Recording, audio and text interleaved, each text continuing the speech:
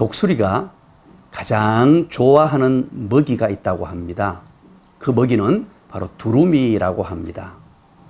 독수리가 두루미를 먹잇감으로 좋아하는 이유가 무엇이냐 하면 독수리가 사냥하기가 매우 좋다고 합니다. 두루미는 떠들기를 좋아하는 새입니다. 그래서 평소에 땅에 앉아 있을 때도 제잘거리며 매우 떠드는 것이 바로 두루미의 특징이라고 합니다. 또 그리고 두루미가 공중을 날아갈 때, 하늘을 날아다닐 때도 아주 요란스러운 소리를 내며 그렇게 날아다닌다고 합니다. 그러다 보니까 독수리는 아주 멀리에서도 두루미가 떠드는 소리를 쉽게 들을 수 있다는 것이죠. 그래서 독수리는 두루미를 쉽게 찾아내어서 먹잇감으로 삼는다고 합니다.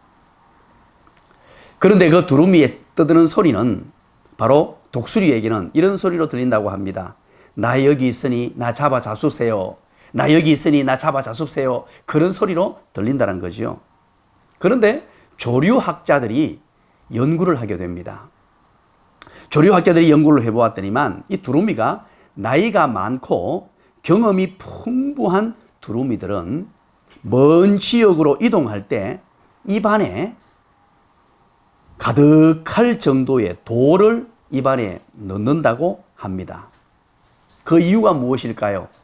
바로 자기들이 살 수 있는 길은 침묵밖에 없다는 것을 알기 때문이죠.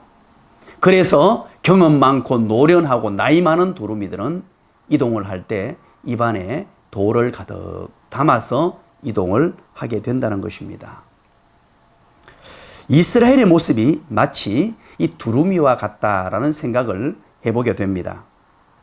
이스라엘은 조그마한 일이 생겨도 참 말이 많은 그런 민족이었습니다.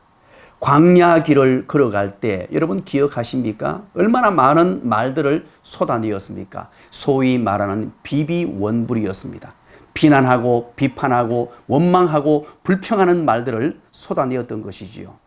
그래서 하나님께서는 이스라엘 백성들에게 침묵을 명령하십니다. 여호수아서를 여러분 기억하십니까? 여호수아서의 최고의 기적과 은혜, 하나님의 능력을 경험했던 것이 바로 여리고성이 무너지는 것이었습니다. 그런데 여러분 기억해 보십시오.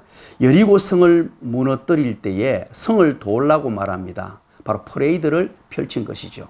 그 퍼레이드의 특징이 무엇인 줄 아십니까? 바로 침묵의 퍼레이드, 침묵의 행진이었습니다. 그 행진에 참여한 사람은 누구도 입을 열어 소리를 내거나 말을 해서는 안 된다고 우리 하나님께서 명령하시죠. 오직 7 제사장이 부는 7 나팔 소리만 들을 수 있었습니다. 여러분, 하나님께서 왜 이스라엘 백성들에게 이렇게 침묵하라고 명령하셨을까요? 왜 나팔 소리만 들으라고 말씀하셨을까요?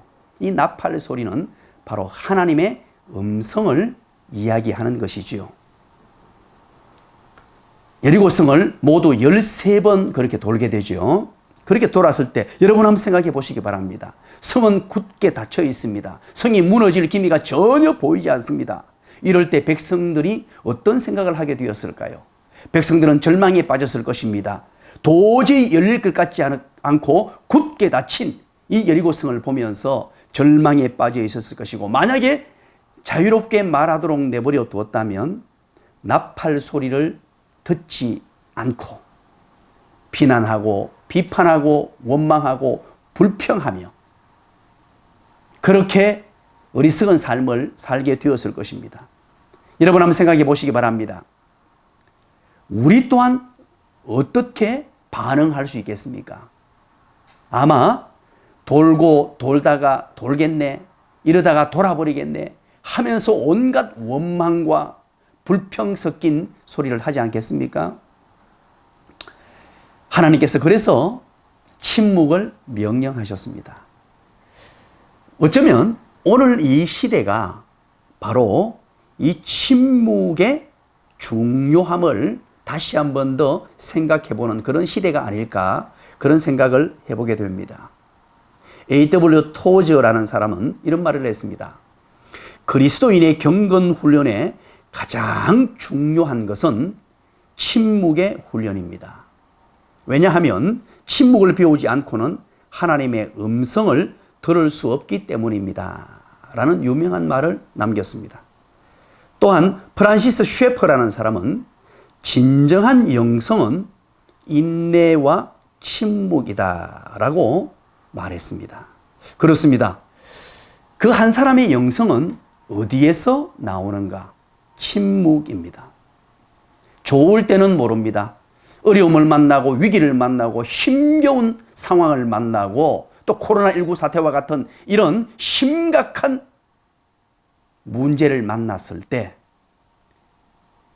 어떤 말을 하는가 하는 것은 그리스도인으로서의 삶에서 매우 중요합니다. 사랑하는 여러분, 믿겨지지 않을 때 침묵하십시오. 불평불만이 차오를 때 침묵하십시오. 중요한 일을 계획하고 준비해 나갈 때 침묵하십시오. 그리고 하나님의 음성을 들으십시오. 이것이 침묵의 영성입니다. 감사합니다.